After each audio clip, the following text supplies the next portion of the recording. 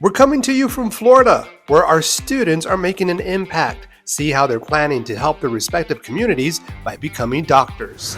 He's known as Doctor Worldwide. We sit down with board-certified plastic surgeon Dr. Frank Agullo for some advice about getting through med school and opening up your own practice. That's coming up. And it's New Mexico White Coat Day. Our students are in Santa Fe advocating for patients, education, and health. We got the front row seats, and we're taking you there. All that and much more. Let's get started.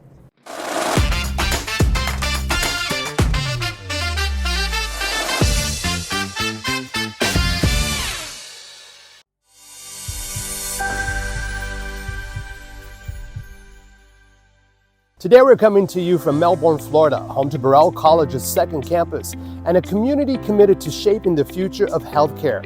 In just a few more months, we'll proudly welcome our third cohort of student physicians right here in Melbourne, making another milestone in our mission to educate compassionate, community-focused doctors. Now, set along Florida's Space Coast, Melbourne is a place defined by innovation, opportunity, and connection. And that's the same spirit that is reflected in our students, faculty, and the communities we serve. Now here's a closer look at a couple of our students and their journeys into entering med school. Take a look. Hi, my name is Sabrina Rowell, and I am a student physician here at Burrell. I'd always been interested in medicine from a really young age, and I think that had a lot to do with family members who were sick. I was really impacted by the warmth and reception and the impact that they had on my family members and on me specifically. I chose osteopathic medicine specifically because the field that I'm interested in going into, it being OBGYN, there's a lot of medications and pharmacological interventions that pregnant women can't receive. But with OMM and OMT specifically, that's something we're able to address. I chose Burrell because I felt during the interview process that there was an authenticity to the staff, that they really wanted their students to succeed. In school, I really am able to see that if you ask a question, the staff is going to make sure that it gets answered. The staff is going to make sure that you get what you need in order to succeed. And it really feels like a wonderful, supportive, and collaborative environment.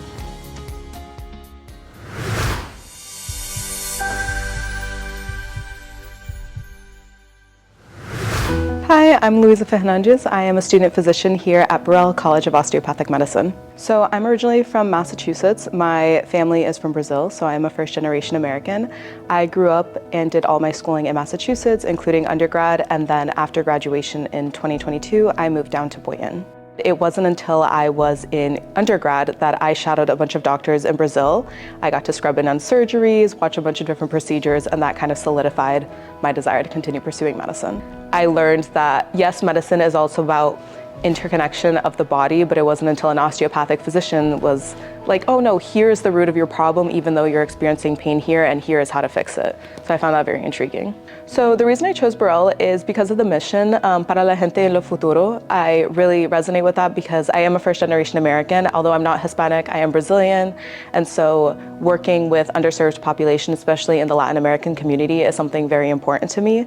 I wish to continue to give back to a community that's helped me not only growing up, but also through my education. And I did work with a lot of Hispanic and Latino doctors, both before medical school and still now, so that's definitely something I want to continue doing.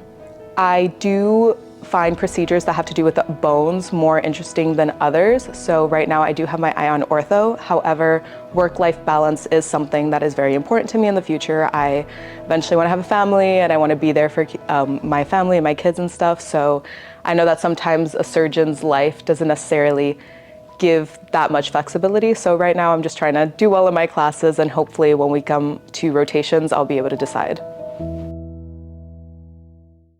It's time for our first break. And it's New Mexico White Coat Day. Our students are in Santa Fe advocating for patients, education, and health. We got the front row seats, and we're taking you there. He's known as Doctor Worldwide. We sit down with board-certified plastic surgeon Dr. Frank Agullo for some advice about getting through med school and opening up your own practice. That's coming up.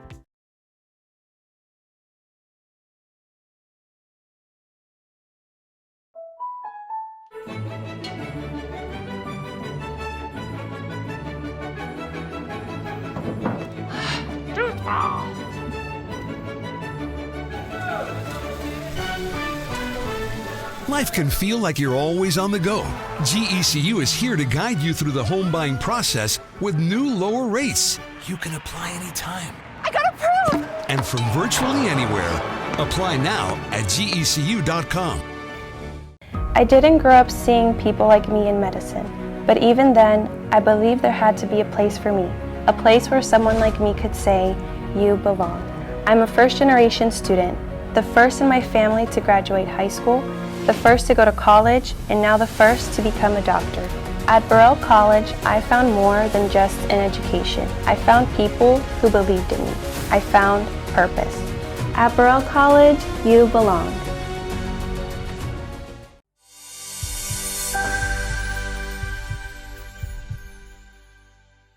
Hey everybody, welcome back. So today I'm joined by Dr. Frank Agullo. He is a board-certified plastic surgeon here in El Paso, Texas. And Dr. Agullo's work goes far beyond aesthetics. He helps patients heal, restore confidence, and move forward after life-changing moments. Sir, thank you so much for being on the show. Thank you for inviting me. Oh, absolutely. You know, I was super excited when we talked about doing this particular segment because I think it's so important for our Burrell students to hear from you, not only as a doctor, but as a businessman. So thank you for taking the time to speak with us. Yeah, glad to do it. Oh, absolutely. So what got you into medicine? So, you know, I do fit that cliche where I've always, when I was little, everybody asked me what I wanted to do, and I said being a doctor, right? Until you actually have to decide. And by the time I had to decide, I really thought that it was the perfect field where you mix science and art and you help people. So that's really the reason. And was that what you always wanted to do? That's what I said I always wanted to do. But, you know, at some point you start questioning yourself, and you like other things like engineering or architecture. But I think my career has led me where, you know, I kind of mix engineering and architecture and art and science, and so it's fun. Well, let's talk about that a little bit. You know, when people think of plastic surgery, they may necessarily only think of the aesthetic part, but it goes far beyond that. Tell me about that. Yeah, it's, you're really, you know, the word plastic surgery comes from plasticos, which is to shape or mold. So that's what we're doing on patients. So, you know, we're helping them. There's really 4 branches in plastic surgery where we have the congenital abnormalities, you know, people born with defects. We have patients with cancer, which we help reconstruct. We have the cosmetic patient, which just wants to feel better. And then we have the function as well. So some of the things that we do, for example, we can do a brow lift so a patient can see better because it's blocking their field of view, or we can do a reconstruction on a baby that has cleft lip and really change their lives. So it's a really gratifying field because you almost see the changes right away and how it affects the patient right away. Well, in a psychological perspective too, right? Right. Can you talk to us a little bit about that? Well, yeah, it's, you know, when you look good, you feel good, and it changes your whole, the whole way you move through life, right? So it really, it's empowering to help people get to feel that. Let's go to your earlier years, right? How you ended up going to med school, but more importantly, how you came to El Paso and set up your practice here. Yeah, so I did go to med school in Mexico City, Anáhuac University. And then, you know, I had to do all the standard tests, the USMLE, CCFMG, and then I went into the match for general surgery. That's what I wanted to do because by then I knew I wanted to do plastics, and the only way to do it back then was to do general surgery and then plastic surgery. And you matched in El Paso. And I matched in El Paso. We were surprised. You know, the first day we were here that I brought my wife to start looking at apartments, it was one of those big sandstorms, so, you know, El Paso didn't paint a very good picture, it's right? not very pretty, and she turned around and told me, "Where have you brought me?" Thankfully, the next day was sunny, and the rest is history. I mean, we really love it. It really grew on us. Let's talk about our students and any advice that you can share with our Burrell students. So anything that you can share to our students as they're in med school, what would you share with them? I think when you're in med school, you really want to try as many specialties as you can. Get to know them, start narrowing down what you want to do. The sooner you can do that, the more you can prepare to try to get into that specialty, especially if, the very competitive specialties, you want to do some research, you want to do some shadowing. So if you know what you want to focus on, that's really an opportunity to strengthen your CV so you can get in the best place possible. What challenges did you have when you were in med school or residency? Well, in med school, the biggest challenge was that I was a foreign medical graduate. So that you're already starting behind, and so you have to prove yourself even further and really go out of your way. So I did start doing research. I did start shadowing plastic surgeons and surgeons. So that was the toughest part of medical school, to really build a CV to get into general surgery here in the States. And then in residency is just really endurance. You know, there's days that you're kind of questioning yourself what you're doing because the shifts are long. I think it's gotten a little bit easier with the limits on hours, but it is the chance you get to learn as much as you can before you're out on your own. So it's just getting through it. Is there, did you have a support group or your fellow student peers? Did you guys work together? Anything along those lines that you could share with our students? I think it's really a good idea to, when you're looking at the different programs, to make sure it's a friendly program. In surgery, there are a lot of malignant programs which are a little bit tougher. But if you get into a program that's benign, where you see that the residents work as a team, they're not competing against each other, it makes everything a lot easier, and you have a support group. So that's something you should look for in a training program. Can I talk to you as a businessman now, a business owner? So you set up an amazing practice, very, very, very successful. What advice can you share with our students who have graduated, who are now practicing now? Maybe they have aspirations of having their own practice. What advice would you share with them? Yeah, unfortunately, as doctors, we don't train for that part that well. There are opportunities during your medical school. So if you can get as much information or training or even programs on business management, I really recommend it. Otherwise, you're going to learn the hard way, right? Making mistakes, but you will learn. And one of the things you're going to learn that is the most important is to have good employees. And that makes a difference, because the idea that you can do it all by yourself is just not possible. You really need a great team. Well, balancing not only the business side, but doing what you love, which is helping patients. How do you find that balance? I guess, as you said, you surround yourself with solid employees or experts. Yeah. You continue to, you learn from mistakes and from patient experiences, and you polish those out, and it's an ongoing thing. We're still trying to make the best practice possible, but you do have to you have to realize that there's going to be mistakes and that there's always room for improvement. And with a good team behind you, it's possible to do it. What are some of the common procedures that you're doing here? So at this point, I do mostly cosmetic surgery. So I really do almost everything from head to toe. Some plastic surgeons will only focus on one area, but I find that keeping it varied is really what I love about plastic surgery. So, we do hair transplants. I work a lot on faces, endoscopic facelifts, rhinoplasties. We do a lot of breasts and body, the mommy makeover, a lot of buttocks procedures, both the BBL or Brazilian butt lift and the buttock implants. So it's really very varied, and I would say it's pretty evenly varied throughout. Now, I read that you also do a lot of philanthropic work. You do go out and you give back to the community. You go do some work in South America, right? With kids. Can you tell me about that? Yeah, it's the cleft lip and palate missions. It's been some time since COVID where that has kind of slowed down, but I continue to contribute financially to those programs. Operation Smile and Smile Network are really programs that help kids that have no resources outside of the United States, where they're born with these defects like cleft lip and palate. They're shunned from society because in a lot of these cultures, it's thought as a punishment that you have a kid with a cleft lip and palate, so they're usually hidden at home.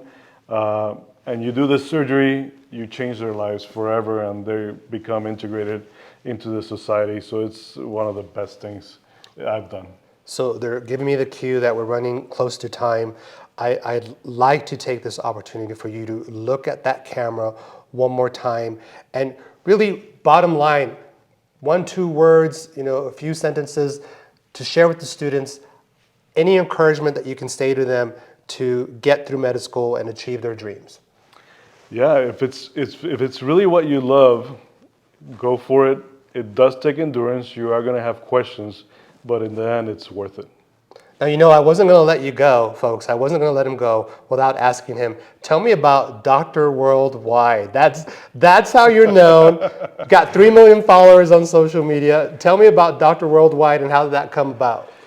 Well, we were one of the very early adopters of social media. So we were one of the first ones that would do live surgeries on Snapchat back then. We still do Snapchat and now Instagram and now TikTok.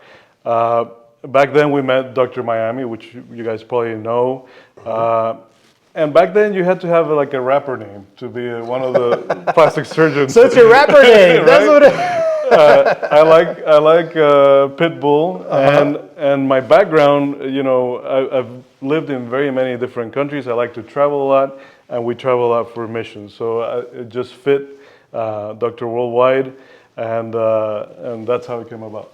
All right, sir, if people want more information, how can they get it? Our webpage, agulloplasticsurgery.com, or any of our social medias, Instagram, Snapchat, or TikTok, it's at Real Dr. Worldwide. Sir, thank you so much. We really appreciate it. Thank you. Yeah, you got it. And we'll be right back. And it's New Mexico White Coat Day. Our students are in Santa Fe advocating for patients, education, and health. We got the front row seats, and we're taking you there.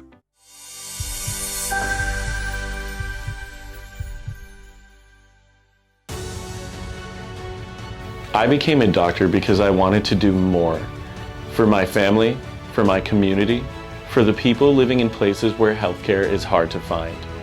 My parents built a life from the ground up. They taught me what hard work and sacrifice really mean. At Burrell College, I found more than just a medical education. I found purpose. Hands-on training, mentors who believed in me, and the chance to serve the communities that shaped me. Dr. Grant. Thank you so much. Congratulations. Thank you so much. Today, I'm an emergency medicine physician, right where I always wanted to be, on the front lines in my community, helping those who need it most. At Burrell College, you belong.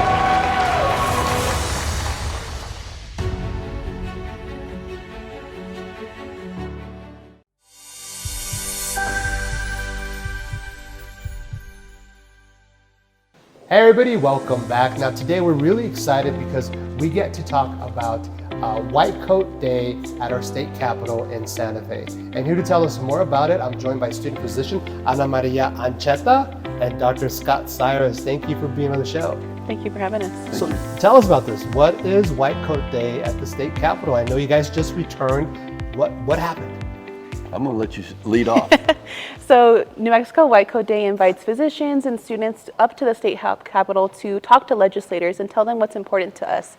And so this year, we're really excited to talk about loan forgiveness, medical malpractice, increasing a tax cut for preceptors, and also just the medical compacts that are in our state. So we're really excited to advocate and be there with the legislators. It was really nice. Now we have through the wonderful world of editing, we do have video and photo photos that they're showing from the actual event that you guys were at. I mean, talk about a visual. It was a sea of white coats there. Dr. Cyrus, yourself being a doctor, what was that like?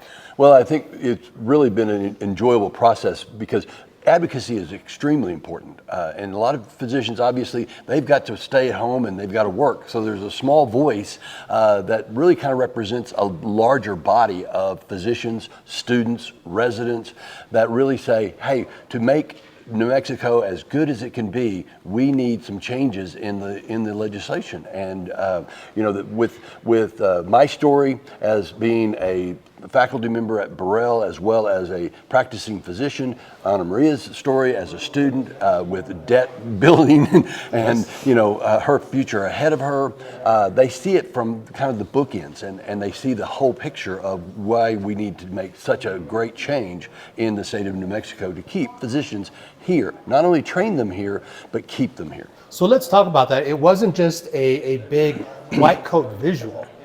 You guys were trying to make some legislative changes. Tell me what we were trying to do.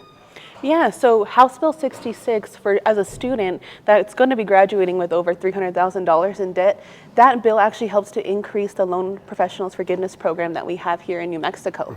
So once we graduate from residency, that loan program is in place for us to be able to apply to and be able to serve our community with also helping to get support with our loans. And so having the ability to speak with legislators one-on-one on the House floor and on the Senate floor, but also in their offices was really amazing. And I think we really got our voice heard that day. And Dr. Cyrus, there was also the bill on malpractice. Tell us about that. On malpractice. Obviously, if malpractice is so stifling that we can't get new practices started, physicians will have a tendency to go to, Colorado or Arizona. I practiced in Oklahoma, where my malpractice was less than $7,000 a year. Here, the same pediatrician, board certified, is almost $24,000. So it's extremely unlevel, if you will, and uneven for the differences in the med malpractice aspect. So when you all met with our elected officials, how did that transpire? How did those conversations go? I think they went really well. I think, especially as students, legislators want to hear how we can address this healthcare shortage that we have in our state. So as students, we have a very powerful voice to tell them, I want to stay in the state, I have ties. How can you best support me, either through helping to fund my residency or helping to ensure I have my loans repaid afterwards? Beautiful. Now, we went as a group. How many students were there, faculty? Tell us, you all went from Las Cruces to Santa Fe on a bus ride. What was that like? Well, I think it's a kind of organized chaos. And as I like, because the energy from the students, one, they have that voice about their story, and their story is current story, and it's important. Trying to create that elevator speech, if you will, and to be able to be succinct and fill in the little areas that need to be filled in. But we value the legislators' time, and so we may have a 5, 10, maybe if we're lucky, a 15-minute meeting with them. And and sometimes, especially with them being in session, it's like, okay, let's pull them off the floor real quick. Have again, they'll come out to the hallway, and there may be 5 or 6 of us together, and then all of a sudden, we're just going to talk to them about the different bills and things like that, and try to get them to support the bills. If they're not a sponsor, maybe get them to sponsor the bill. Anamaria, what about you from a student perspective? You all are coming together collectively to try to make change. What is that like? I think it's really beautiful. We have students from Eastern New Mexico, from Albuquerque, and here in Las Cruces really working together. We started to form a group for advocacy for students and got to work with Think New Mexico, a nonprofit organization here in the state that has been looking to address the healthcare workforce shortage. So we've been able to, as a team, email legislators, ask them to meet with us, and have a really good response from them to be able to actually meet with them in person and share our stories with them. It's been a beautiful thing to see, not only advocating for our patients in the clinic, but also outside for the whole state. So I know that we're running short on time. So Dr. Cyrus or Anamaria, if you can please, if people want more information on what transpired, where can they go?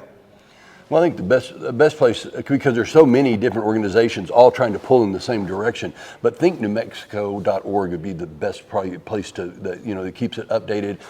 They send out emails, if you're on the list and things like that. So thinknewmexico.org.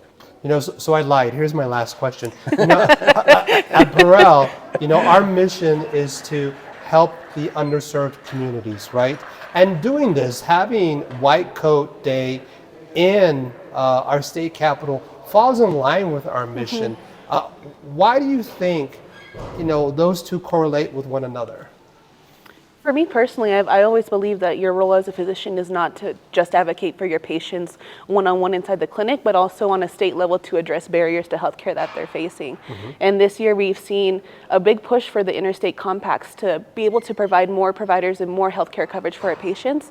And so as students, we get to see firsthand how us advocating for those bills will eventually help to increase healthcare access for our patients across the state. Thank you. Dr. Cyrus, you get to have the last word. Well, I say that as a part of our mission is that we are for the people now and in the future. And, I'm the past and Anamaria is the future. And so it's important that we get our message across because, we all agree we want to keep physicians here. We want better access to care. We want the cost of care to be, suitable. How we get there is the challenge, and that's why we need our legislators. They need to hear our stories, we need to hear their stories, and we somewhere in the middle will meet and for the benefit of our patients. Thank you both for your time. Thank you. Thank you. Well, that's our show. Thanks for joining us. If you have any thoughts about our program or story ideas, you can send us an email. Our email is communications@burrell.edu. We would love to hear from you. Also, you can follow us on social media. Our handle is @Burrell College. I'm your host, Sidney Alvarez. Thanks for watching, and thank you for joining us here in Melbourne, Florida.